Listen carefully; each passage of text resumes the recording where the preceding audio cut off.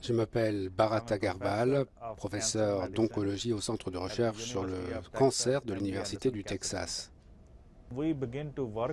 Lorsque nous avons entamé nos travaux sur la curcumine, il y avait moins d'une cinquantaine de publications. Aujourd'hui, il y en a plus de 3000. L'effet de la curcumine sur la plupart des formes de cancer communes a maintenant été étudié.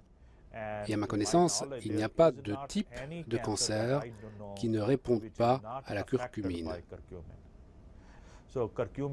La curcumine opère sur les cellules souches du cancer, inhibe la survie des cellules cancéreuses, bloque la prolifération de ces cellules, leur invasion, l'angiogenèse des cellules et la métastase. En fait, la curcumine est un inhibiteur de toutes les grandes étapes de la formation du cancer. Est-ce en raison de ses puissantes propriétés anti-inflammatoires? Oui, c'est une substance très puissante, parce qu'il y aurait dans le cancer comme un interrupteur principal, plus précisément un facteur de transcription appelé NF-κB, et c'est cet interrupteur principal qui régule l'inflammation des cellules. Cette régulation s'exprime sur plus de 400 gènes différents. Or, la plupart de ces gènes régulés par le facteur nucléaire κB bloquent aussi la croissance des cellules cancéreuses. Pour résumer, la curcumine est capable de bloquer le facteur nucléaire κB, lequel contrôle l'inflammation et la tumorogenèse.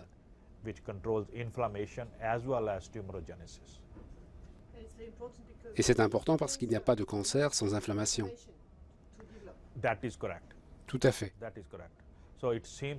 C'est devenu l'hypothèse principale dans la biologie du cancer.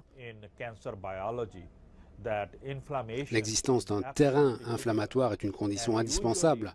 Mais attention, ces états inflammatoires doivent se développer sur la durée, pendant 20 à 30 ans, avant de donner lieu à un cancer qui peut être dépisté.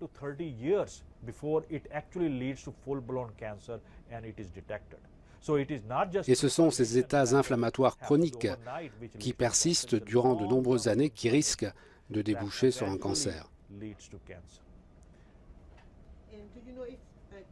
Et la curcumine bloque-t-elle l'action des carcinogènes que nous avons tous dans le corps?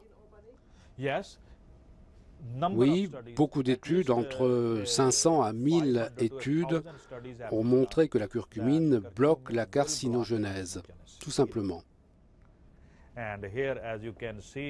Ici, nous voyons des cellules pancréatiques cancéreuses durant le processus d'apoptose envers les cellules vivantes.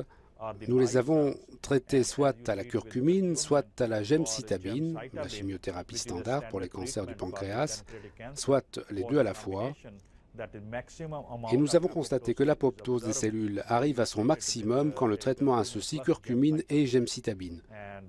Les deux ensemble fonctionnent bien.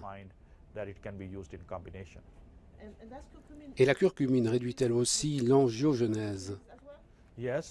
En effet, la curcumine est un inhibiteur puissant de l'angiogenèse. Il semblerait que la protéine qui déclenche l'angiogenèse soit totalement inhibée par la curcumine. On le voit bien ici sur ces cellules pancréatiques cancéreuses. La tumeur est fortement angiogène, c'est la couleur rouge qui l'indique. L'angiogenèse fait grandir cette tumeur, et dès que l'on donne de la curcumine aux souris, l'angiogenèse disparaît, la couleur rouge s'estompe et la tumeur décroît. Voilà ce qu'on a constaté. La tumeur décroît fortement. Et les vaisseaux sanguins disparaissent? Oui, et on peut dire que la curcumine est un puissant facteur anti-angiogénique. Voici un exemple de traitement à la curcumine de patients atteints d'un cancer du pancréas. On leur a administré 8 grammes de curcumine par jour pendant 2 mois. 17 patients ont répondu, 11 ont montré une stabilisation de la masse tumorale et chez un patient, une régression de la tumeur a été enclenchée. En l'occurrence, la tumeur a été réduite de 73%. Or, ce patient, on lui avait dit qu'il lui restait 3 mois à vivre. 2 ans plus tard, ce patient est toujours là.